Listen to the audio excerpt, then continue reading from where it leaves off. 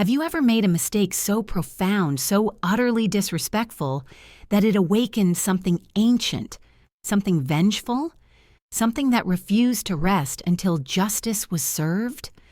Today we delve into a tale from a quiet village, a story that began with a moment of reckless youth and spiraled into an epic quest for truth, justice, and the appeasement of a tormented soul. This isn't just a folk tale.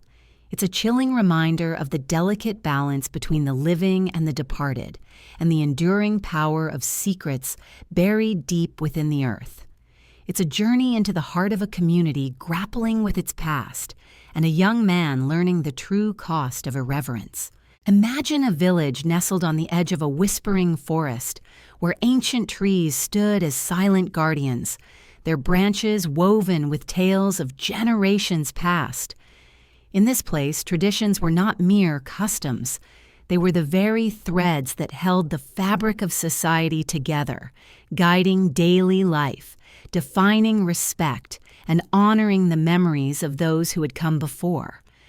Within this village lived a young man named Tundi, a spirit as vibrant and unpredictable as a forest fire. Tunde was known for his boundless energy, his quick wit, and a playful nature that often pushed the boundaries of what was considered acceptable. He harbored a skepticism that chafed against the solemn pronouncements of the village elders, often finding amusement in what they deemed sacred or serious. He was, in many ways, a harbinger of change, a curious mind that questioned the unquestionable, yet his youth sometimes clouded his judgment, leading him to overlook the profound wisdom embedded in age-old beliefs. One evening, as the sun began its descent, painting the sky in fiery hues of orange and purple, Tundi and his closest friends found themselves engaged in a spirited game of hide-and-seek. Their laughter echoed through the village, a carefree symphony that gradually faded as their game led them dangerously close to the village cemetery. This was no ordinary graveyard. It was a hallowed ground, a silent city of the dead where ancestors slumbered, their spirits believed to linger, watching over their descendants. Even as the last rays of sunlight kissed the treetops, the cemetery remained cloaked in an unnatural gloom, an eerie stillness that seemed to swallow all sound. Tunde's friends, Solar and others, their youthful exuberance suddenly dampened by a palpable sense of unease, urged caution. "Don't mess around there, Tunda," Solar whispered, his voice barely audible, laced with a fear that was both instinctive and deeply ingrained. "The spirits don't like it. They watch. They listen." But Tundi, fueled by a mixture of bravado and a deep-seated desire to prove his fearlessness, merely scoffed. "Spirits? That's just a story for children, Solar, a way to keep us in line." He laughed, a brittle sound that seemed to crack the silence, a challenge thrown into the face of ancient belief. In his mind, proving he wasn't afraid was more important than honoring the solemnity of the place. He was at an age where the approval of his peers and his own self-perception of courage eclipsed centuries of tradition and collective wisdom. This moment, an act born of youthful hubris, would prove to be a pivotal turning point, not just for Tundi, but for the entire village. As the game wore on, Tunde felt a primal urge he could no longer ignore. His body signaled an immediate need for relief. Instead of doing what any sensible person would do, retreating deeper into the thick bush surrounding the village where such natural acts were common, Tunde's gaze fell upon an old, weather-beaten grave nearby. It was a forgotten corner of the cemetery, its tombstone cloaked in a thick blanket of moss, the carvings beneath long since eroded by time and neglect. A profound, almost oppressive, silence radiated from it, setting it apart even from the general quiet of the graveyard. An ill-advised thought, spurred by his earlier bravado and a moment of profound disrespect, flickered in Tunde's mind. "It's just dirt," he rationalized, a smirk playing on his lips, "like everywhere else." He dismissed the sacred, the symbolic, the spiritual weight of the ground beneath him, reducing it to mere soil. With a casual indifference that would soon haunt his every waking moment, he unzipped his trousers and, in an act of profound desecration, urinated directly onto the ancient grave. The consequences were immediate, visceral, and terrifyingly subtle. The air, which had moments before been comfortably cool, plummeted to an icy chill that cut through Tunde's skin, raising goosebumps despite the lingering warmth of the evening. The rustling of leaves, a constant symphony in the nearby forest, abruptly ceased. It was as if the entire world had collectively held its breath, waiting, watching. A silence deeper and more profound than any Tunde had ever experienced descended, suffocating and heavy. He quickly zipped up, a nervous laugh escaping his lips. "See? Nothing happened," he declared, his voice echoing unnaturally in the sudden stillness, a desperate attempt to reassure himself and challenge the unseen. But as he turned to leave, a root, seemingly appearing from nowhere, snaked out, tripping him violently. He fell flat on his face, the impact jarring his teeth, his earlier bravado instantly evaporating. His friends, hidden nearby, erupted in laughter, believing it to be a clumsy accident. Tunde, dusting himself off, muttered about a stupid root, but a cold dread had already begun to unfurl in his stomach. The laughter of his friends did little to dispel the growing sense of unease. He couldn't shake the feeling that something profoundly shifted the moment he disrespectfully defiled that sacred ground. That night, Tunde's world began to unravel. Lying in his bed, the familiar comfort of his room was replaced by an unsettling strangeness.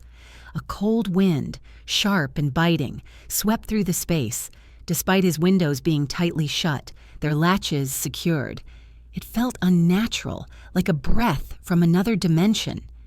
Then came the whispers, faint at first, barely discernible, like the rustling of dry leaves, but steadily growing louder, more insistent. "Tunde, Tunde."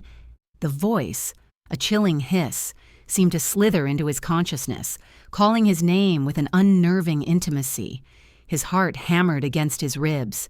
He sat up abruptly, his eyes wide with terror, scanning the darkened room. "Who's there?"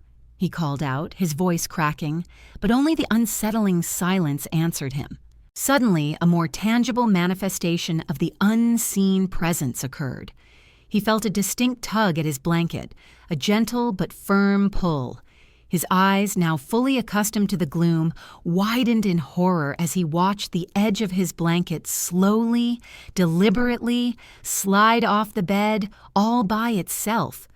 It wasn't a trick of the light, nor a sleepy hallucination. It was real, undeniable, and deeply terrifying. A primal scream tore from his throat. He scrambled out of bed, his legs tangling in the remaining blanket, and bolted to his parents' room. "Mama, Papa, there's something in my room!" he cried, his voice choked with fear, his small body trembling uncontrollably. His mother, roused from her sleep, quickly lit a lantern, its flickering light casting dancing shadows as she followed him back. But when they arrived, everything was disconcertingly normal. The blanket lay neatly back on the bed, the room was quiet, and the cold wind had vanished. "Tunde, you've been watching too many scary stories," his father chided, shaking his head, his tone dismissing his son's terror. But Tunde knew. He knew what he had seen, what he had heard, and the chilling truth that his world had been irrevocably altered. The loneliness of being disbelieved only amplified his fear, isolating him further in his terrifying ordeal. The following day, the unsettling strangeness intensified, permeating every aspect of Tunde's existence. Wherever he went, he felt an invisible gaze upon him, a constant oppressive sensation of being watched, judged. The whispers, now clearer and more menacing, followed him like an insidious shadow. "Tunde, you disrespected me." Yet whenever he frantically looked around, no one else seemed to hear it. deepening his isolation and making him question his own sanity. His once playful spirit was gone, replaced by a profound unease. He became jumpy, quiet, constantly scanning his surroundings, always looking over his shoulder as if expecting a tangible threat to materialize at any moment.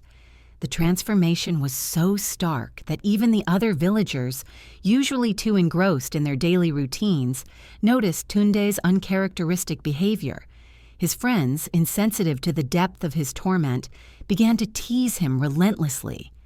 "What's wrong, mister? Brave? Scared of ghosts now?" They laughed, their words cutting deeper than any physical blow. But Tunde wasn't laughing. The light had gone out of his eyes, replaced by a haunted emptiness.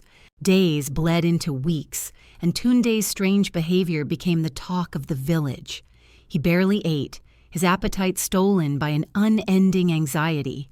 He actively avoided his friends, unable to bear their taunts or their inability to comprehend his terror. He refused to go anywhere near the cemetery, the very thought of it sending shivers down his spine.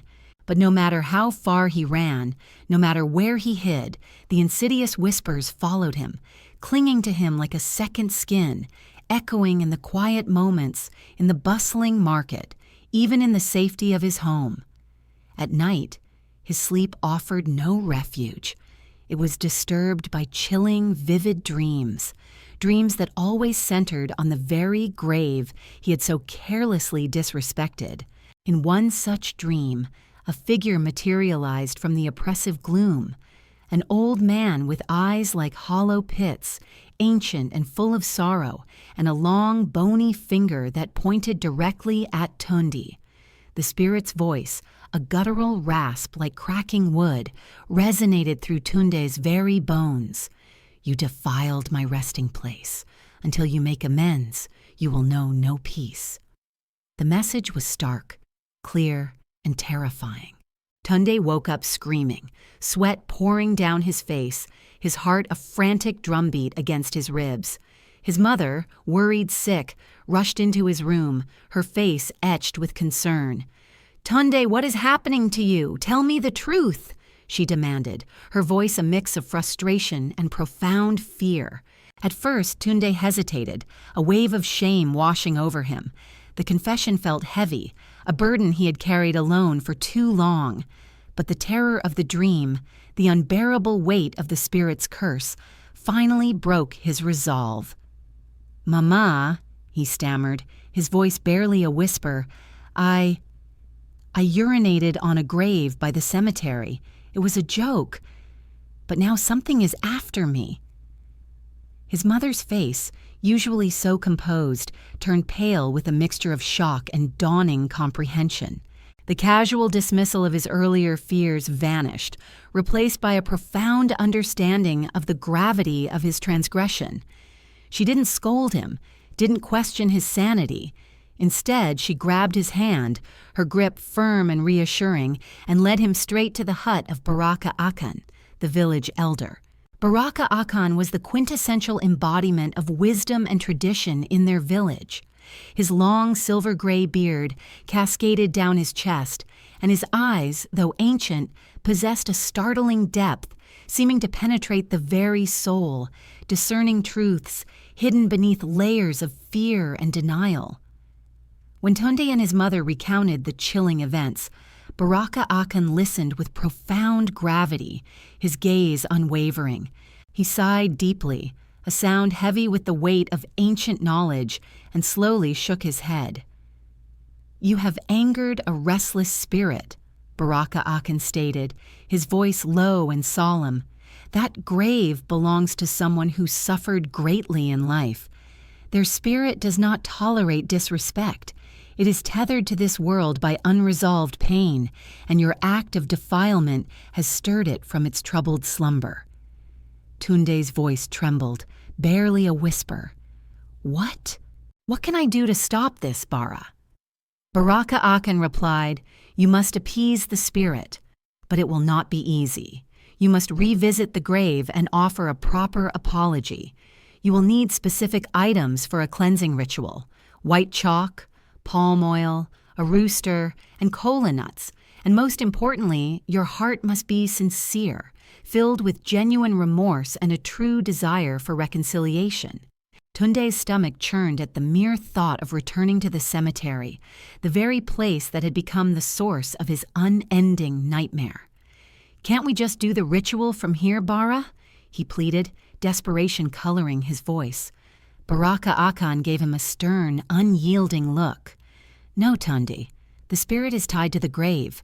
It is bound to that place.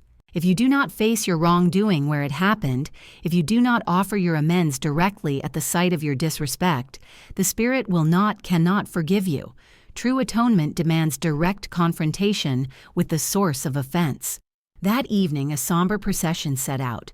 Tunde, his mother, and Baraka Akan gathered the prescribed ritual items: the pure white chalk symbolizing clarity and protection, the rich palm oil representing nourishment and peace, a live rooster signifying sacrifice and renewal, and kola nuts, a traditional offering for communication and blessing. As they approached the graveyard, the air grew noticeably colder, a bone-chilling dampness that permeated Tunde's clothes and soul. He shivered uncontrollably, clutching his mother's arm, convinced he could feel the weight of invisible eyes watching their every step, a silent condemnation emanating from the dark corners of the cemetery.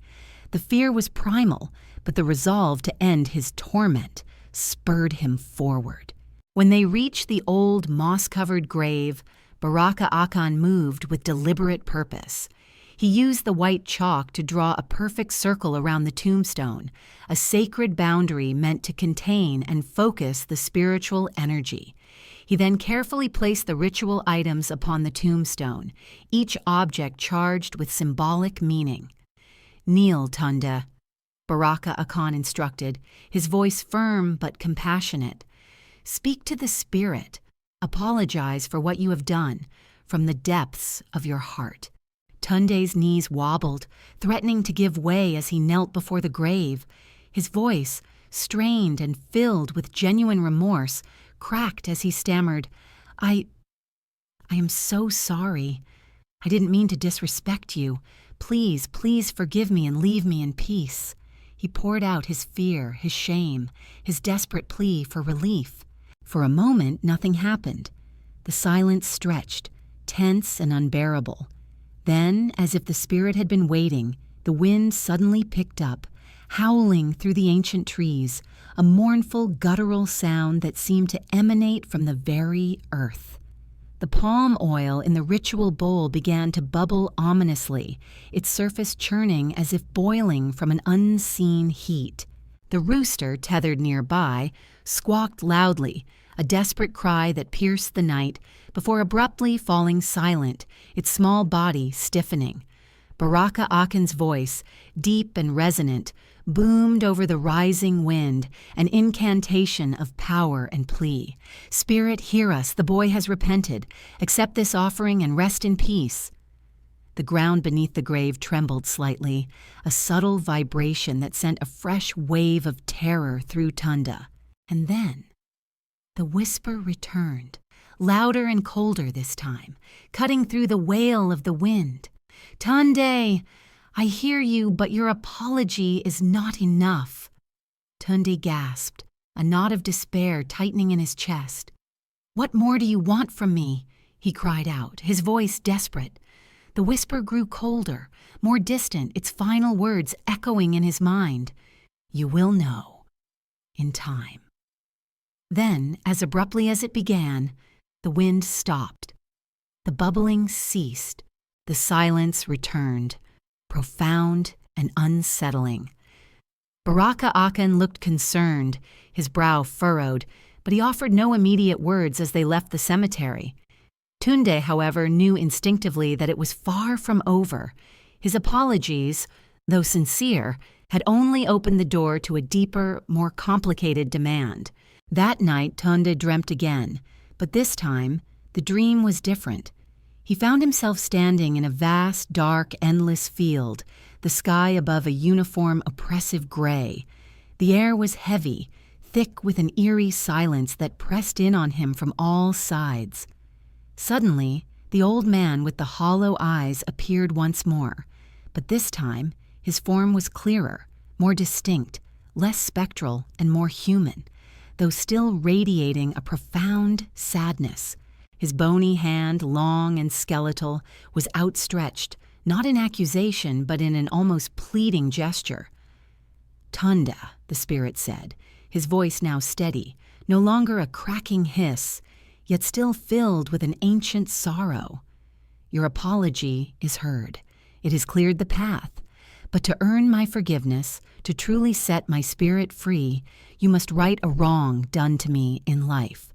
Only then will I find peace, and only then will you be free from my torment." Tunde, trembling from the cold and the weight of the demand, managed to stammer, "What wrong? What do you want me to do?" The spirit's face contorted, a fleeting image of profound pain passing across its features as it spoke. "When I was alive, I was betrayed by someone I trusted implicitly, a person I considered family. I died with a heavy burden on my soul, a profound injustice left unaddressed. You must find the truth of my story. You must uncover the injustice that took my life and bring justice to my name. Only then will my torment and yours finally end."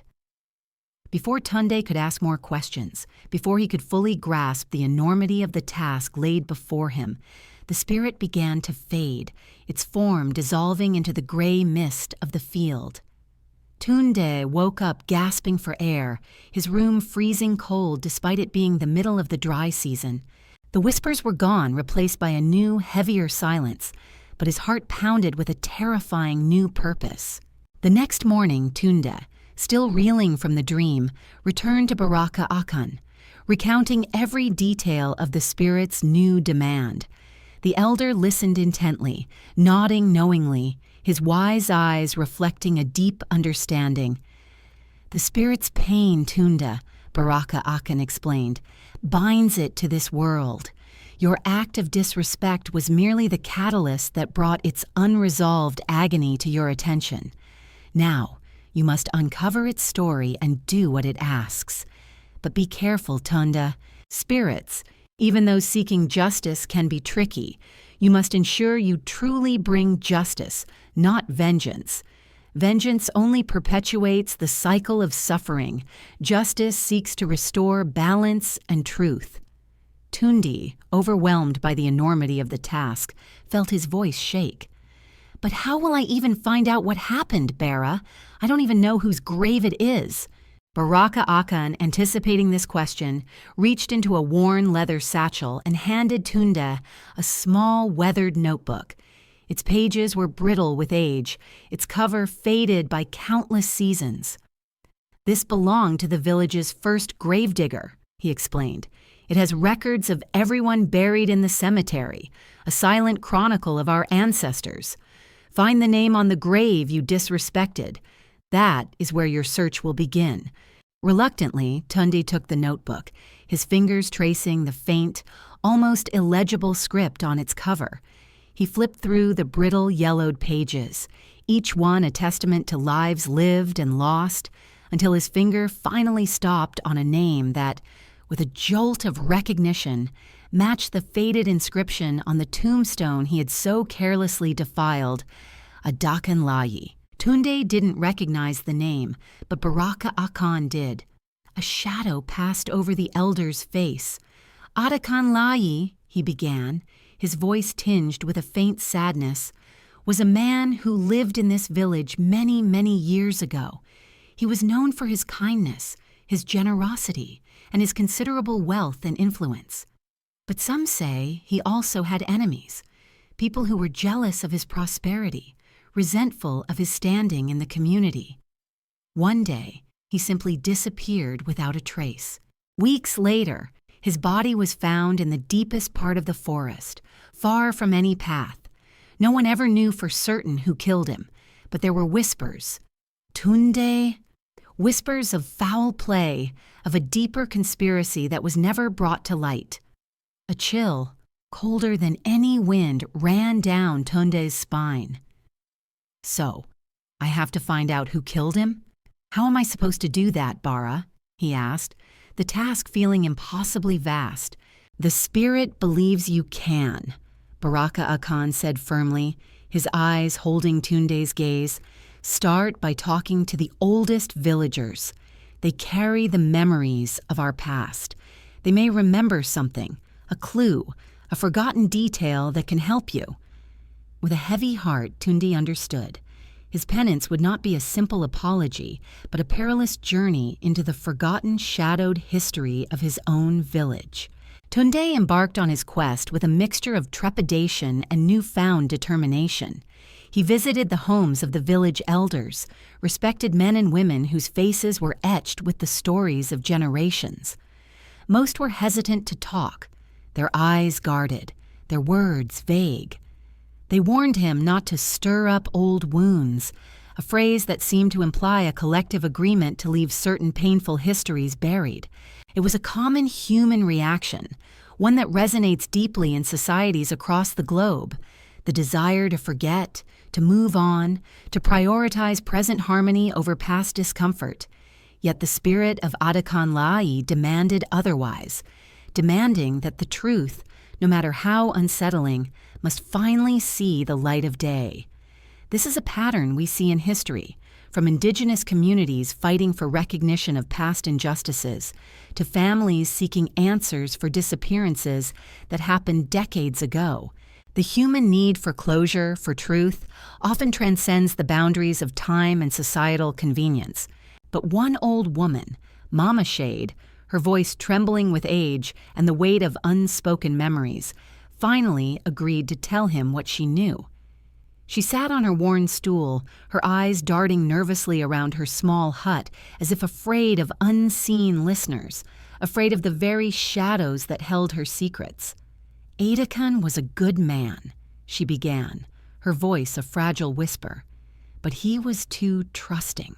His heart was too open to those who harbored darkness within theirs. She paused, took a deep, shuddering breath, then continued. There was a man, his closest friend, someone Adakan loved like a brother. This friend, he envied Adakan, envied his success, his prosperity, his very spirit. Some say that friend had a hand in Adakan's death, but no one, Tunde, no one could prove it. The whispers were just whispers. There was no evidence. Who was the friend, Mama Shade? Tunde asked, leaning in closer, his heart pounding in his chest. Mama Shade's eyes darted around nervously again, her ancient gaze filled with a profound fear, as if the very walls of her hut had ears. She whispered a name that struck Tunde like a physical blow. Olumide Bear. Tunde's heart sank. Olumide Bear. The name was synonymous with respect, wisdom, and influence. He was one of the most revered elders in the village, a man whose judgment was trusted, whose word carried immense weight. How could such a man, a pillar of the community, be involved in something so sinister? If Olumide was indeed involved, Tunde knew instinctively that this task, this quest for justice, was going to be infinitely harder and far more dangerous than he had ever imagined. It was a classic dilemma. How do you challenge authority? How do you expose evil when it wears the mask of virtue and commands the respect of the entire community? This mirrors countless stories throughout history, from uncovering corruption in high places to challenging long-held societal norms. It takes immense courage, and often an undeniable, irrefutable truth. That night, as Tunde prepared for bed, the familiar presence returned to his room. This time, however, it wasn't cold or frightening. It was a subtle, comforting warmth, a gentle current of energy that seemed to flow through the air, subtly urging him forward. It felt as though someone, or something, was silently guiding him, strengthening his resolve, pushing him to uncover the truth. He lay in his bed, staring at the ceiling, his mind a whirlwind of thoughts. He couldn't shake the name Olumide Bear from his thoughts. How could one of the most respected elders in the village, a man whose wisdom was sought by all, be involved in something so dark, so profoundly treacherous? The sheer weight of the task ahead made him feel small, insignificant, yet a fiery determination burned within him. He knew he couldn't stop now. Ada Khan's spirit and his own peace depended on it. The next morning, Tunde decided to approach Olumide with extreme caution, knowing that a direct accusation would be met with scorn and dismissal. He went to the elder's compound, a sprawling collection of huts surrounded by carefully tended gardens, pretending to seek advice on a personal matter. Olumide, a tall man with a booming, jovial voice and eyes that were deceptively sharp, welcomed Tunde with a broad, disarming smile. "Ah, young Tunde," Olumide boomed, gesturing for Tunde to sit on a smoothly polished wooden stool. "What brings you to my humble home today? Are you perhaps seeking wisdom on a matter of the heart, or perhaps a dilemma of your young aspirations?" Tunde cleared his throat, his heart thumping like a drum against his ribs. He chose his words carefully, weaving a plausible narrative. "Bara Olumide," he began, adopting a respectful tone. "I've been hearing stories about the past, about people who lived in the village long ago, our history. One name keeps coming up, and I find myself curious about his story, Adakan Layi. Do you remember him?" At the mention of Ada Khan's name, Olumide's expression shifted, ever so slightly. It was a fleeting flicker, a momentary tightening around his eyes, a subtle tremor in his smile, a barely perceptible discomfort that only someone as acutely attuned as Tunde now was could have noticed. Olumide quickly regained his composure, but Tunde's instincts screamed. "Adakan," Olumide said, leaning back, his booming voice returning. "Yes, I remember him well. He was a good man, kind and generous, if perhaps a little naive. Why do you ask about him, Tunde? It is a name from a distant past." Tunde hesitated, choosing his next words with even greater care. "I'm simply curious about the history of our village, Bara. They say his death was mysterious. Do you know anything about what truly happened to him?" Olumide's face grew serious, and his voice, though still powerful, lowered, adopting a paternalistic tone. "The past is the past, my boy.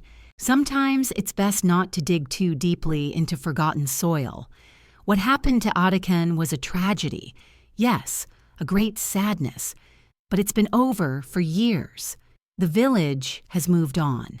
There are some truths that are best left undisturbed." Tunde nodded, pretending to accept the answer, feigning understanding.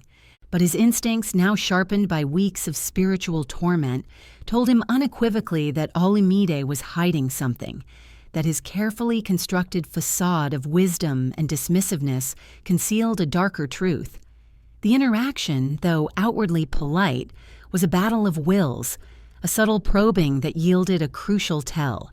That evening, Tunde returned to Baraka Akan, recounting every detail of his conversation with Olumide. The elder stroked his long, gray beard thoughtfully, his eyes gleaming with a shrewd understanding. "Olumide knows more than he's letting on, Tunde," Baraka Akan concluded, his voice low and serious. His discomfort, his quick dismissal of the past, these are the signs of a man guarding a dark secret. You'll need to find another way to uncover the truth, a way that bypasses his defenses. "But how, Bara?" Tunde asked, frustration and desperation creeping into his voice. "He won't just tell me. He's too powerful, too well respected. His word against mine would be meaningless." Baraka Akan, ever the strategist, reached for a small pouch filled with dried herbs. "This will help you, Tunde. Tonight, place these herbs under your pillow. They will help you dream clearly, opening your mind to the spirit world. Spirits often reveal what they cannot say aloud when you are in their world, when the veil between realms is thinnest. Adakan's spirit will guide you to the truth you seek." Reluctantly, yet with a flicker of hope, Tunde took the pouch. That night he placed it under his pillow, its earthy scent filling his nostrils, and fell into a restless, expectant sleep. In his dream, Tunde found himself standing once more in the village square, but it was night, and the square was bathed in a strange, ethereal blue glow, illuminating the familiar surroundings with an otherworldly light. Suddenly, Adakanlai's spirit appeared before him, looking more human, more substantial than ghostly this time, his form clearer, his expression filled with profound sorrow, yet also a resolute determination. "You are close, Tunde," the spirit said, his voice steady, devoid of the earlier hiss, but still heavy with the weight of ancient pain. "Olumide, he betrayed me. He was like a brother to me, closer than kin, a man I trusted with my life and my fortune. But his envy, his insatiable greed consumed him. It led him to poison my food during a village celebration, a feast meant to symbolize unity and shared prosperity." Tunde's eyes widened in horror. "He poisoned you? But why, Adakan? What could drive such a monstrous act?" Adakan's face darkened, a ripple of anguish passing over his features. "He wanted my land, Tunde, my wealth, everything I had painstakingly built over a lifetime. After I died, he spread malicious lies about me, claiming I was cursed, that my sudden death was a divine punishment for some imagined transgression. He manipulated the villagers, turning them against my name, shaming my family, and then, with cruel efficiency, he took everything I owned. My family was left destitute, my legacy tarnished, my memory disgraced." Tunde clenched his fists, a surge of righteous anger overcoming his fear. Then he must be exposed. The village must know the truth. Adakan, however, shook his head, a somber warning in his eyes. "You must tread carefully, Tunde. Olumide is powerful. His influence runs deep within this village, woven into the very fabric of its leadership. If you confront him without undeniable proof, he will not only deny everything, he will turn the entire village against you, painting you as a reckless youth, attempting to defame a respected elder. He will crush you." The spirit began to fade, its form growing translucent, its voice echoing as it dissolved into the blue light. "Find the ledger, Tunde. It is hidden in his house. It is the record of his treachery. It will reveal the truth. It will be the undeniable proof." Tunde woke up in a cold sweat, his heart racing, the spirit's final words echoing in his mind. He had no idea how he was going to sneak into Olumide's heavily guarded compound, much less find a hidden ledger within the elder's personal quarters. But he knew, with absolute certainty, that the ledger was the key, the tangible evidence needed to solve the mystery, to bring justice to Adakan's tormented spirit, and ultimately to free himself. The next day, Tunde began his meticulous reconnaissance. He spent hours watching Olumide's compound from a distance, hidden in the dense foliage, observing the patterns of movement, the comings and goings of family members and servants, the subtle rhythms of the household. He noted when the lamps were lit, when they were extinguished, when the village finally settled into its deepest slumber. He formulated a plan, crude but daring, fueled by adrenaline and the profound sense of urgency imparted by Adakan's spirit. Late that night, when the village was swallowed by a profound quiet, when only the chirping of crickets dared to break the silence, and Olumide's lamps had long since gone out, Tunde crept into the compound. His heart hammered against his ribs, a frantic drumbeat in the oppressive stillness, threatening to betray his presence. Every shadow seemed to loom, every rustle of leaves sounded like a shout. He made his way to the elder's study, a room he had only glimpsed from the outside, and slipped inside, moving with the stealth of a cat, careful not to make a single sound. The air inside was heavy with the scent of aged wood and forgotten dust. He began his search, his hands meticulously feeling along shelves, under old mats, behind forgotten scrolls. What felt like an eternity stretched out, an agonizing dance between fear and necessity. Finally, after what seemed like hours, tucked away under a pile of ancient moth-eaten mats, he found it. A small, locked wooden chest, unassuming but heavy with secrets. Using a small, sturdy knife he had brought, Tunde painstakingly pried open the rusted latch. Inside, nestled amongst other forgotten items, lay a dusty, leather-bound ledger. Flipping through its brittle pages, Tunde's blood ran cold. The ledger was a meticulously kept record, a horrifying testament to Olumide's schemes. It detailed how he had poisoned Adakan Lai, describing the slow-acting toxin, the opportune celebration. It laid bare the forged documents used to claim Adakan's vast lands and wealth. And most damning of all, it listed the names of individuals he had bribed, powerful figures within the village, to keep silent, to perpetuate the lie, to ensure Adakan's truth remained buried. The proof, undeniable and damning, lay trembling in Tunde's hands. But before he could fully process his discovery, before he could celebrate this monumental breakthrough, he heard a loud, ominous creak behind him. He froze, clutching the ledger tightly to his chest, his breath catching in his throat. "What do you think you're doing, boy?" A deep, menacing voice boomed.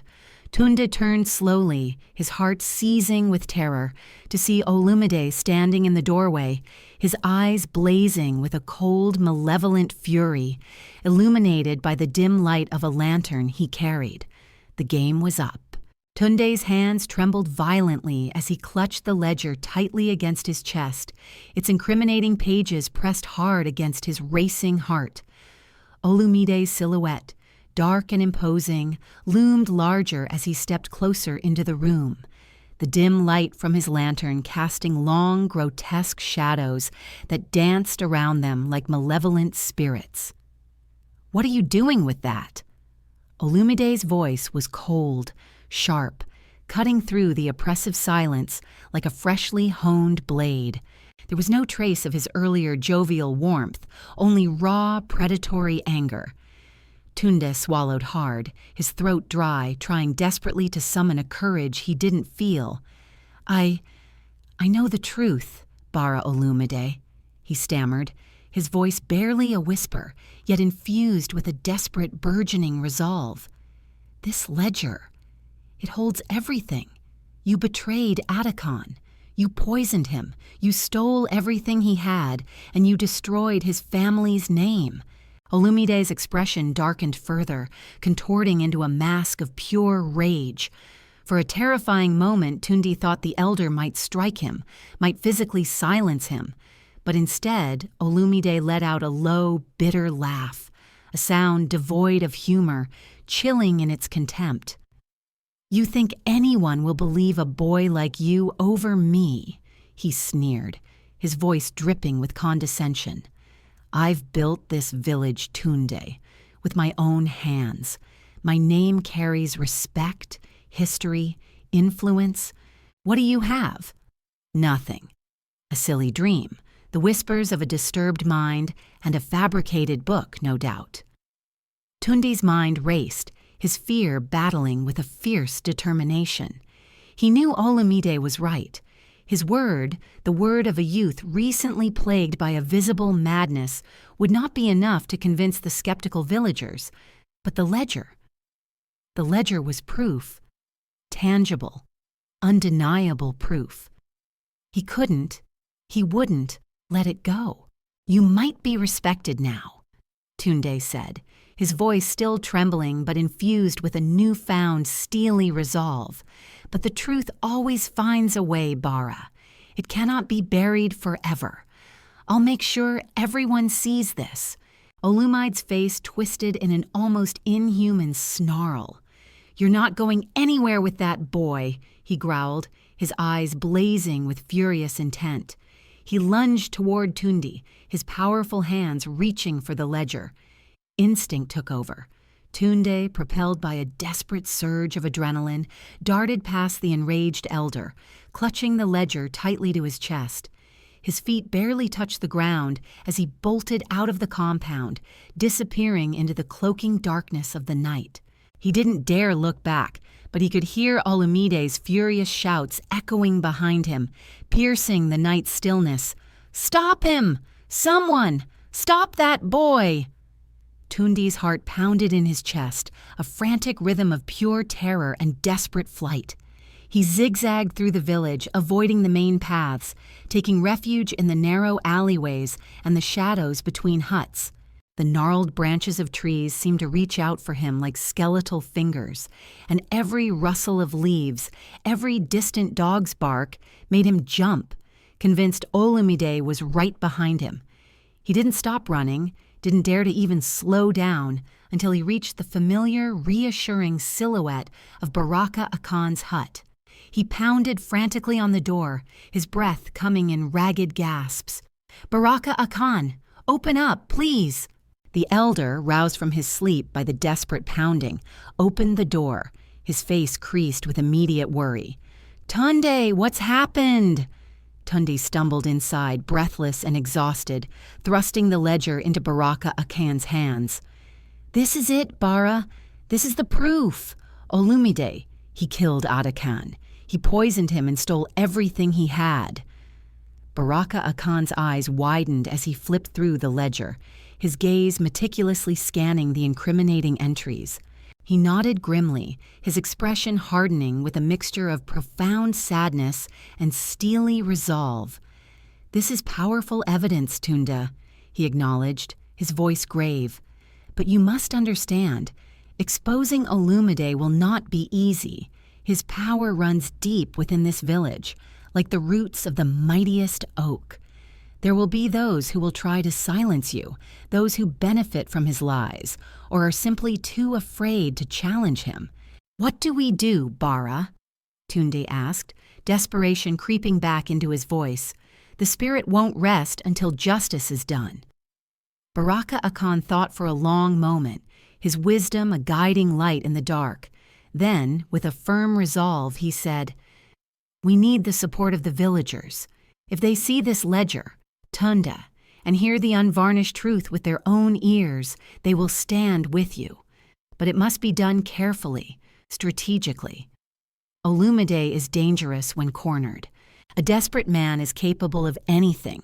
The next day, under the guise of an important community meeting, Baraka Akan gathered the village elders and other respected members of the community in the central square.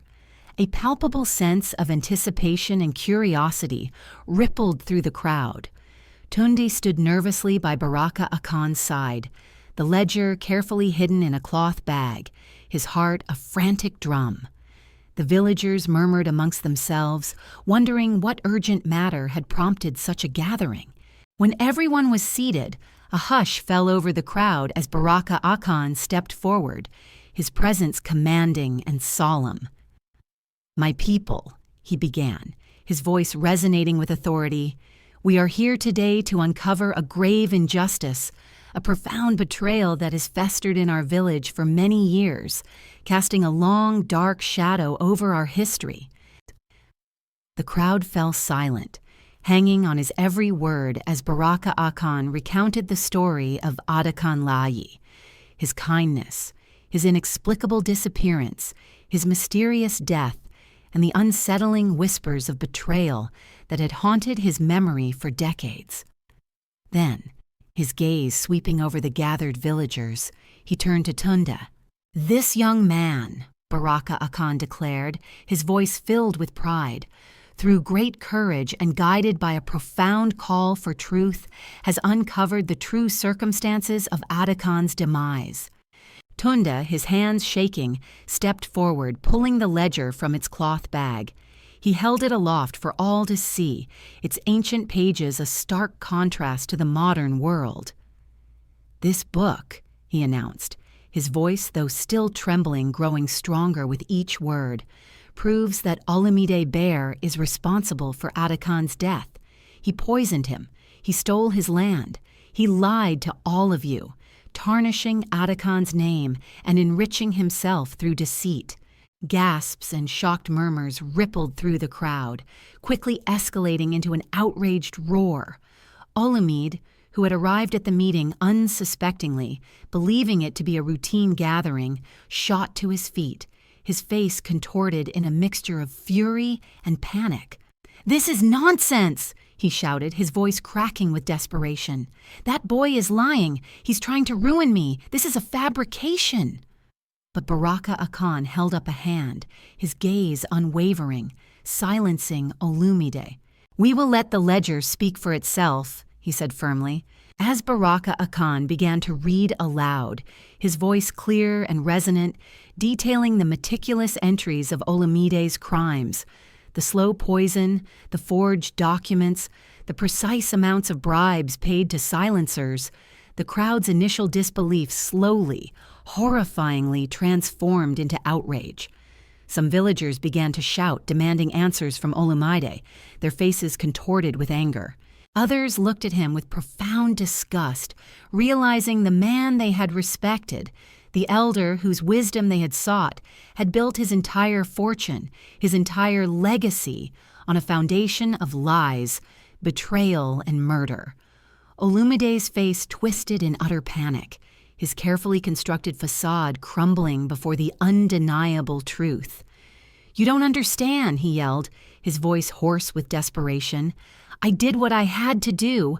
Atakan was weak. He didn't deserve what he had." But the villagers were no longer listening.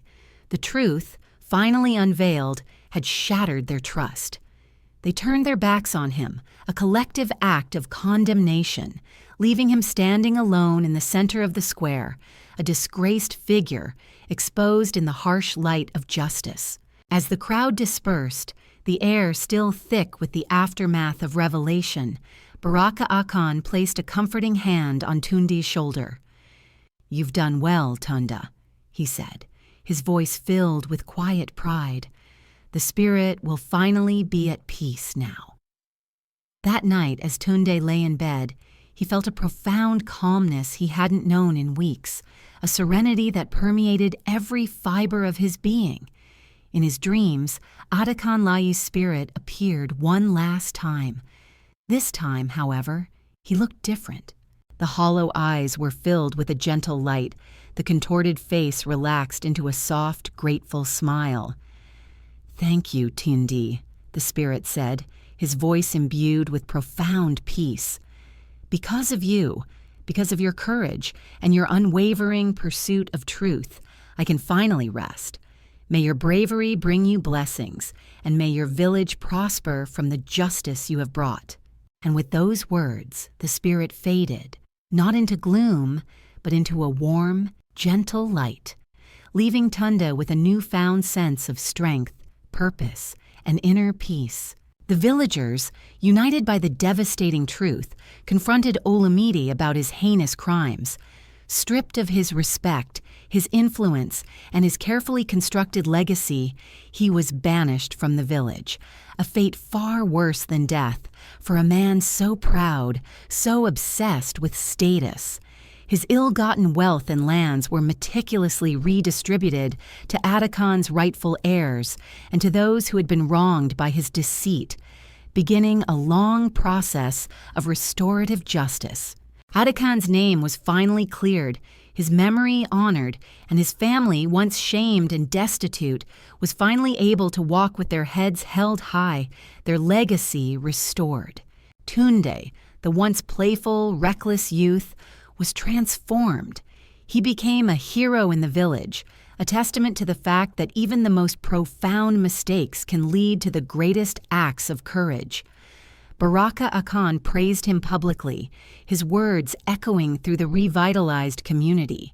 "It takes great courage, Tunda, not just to face your fears, but to right a wrong, especially when the stakes are high. when the truth challenges the very foundations of our society. The grave that Tunde had once so carelessly disrespected now became a place of honor, a poignant memorial.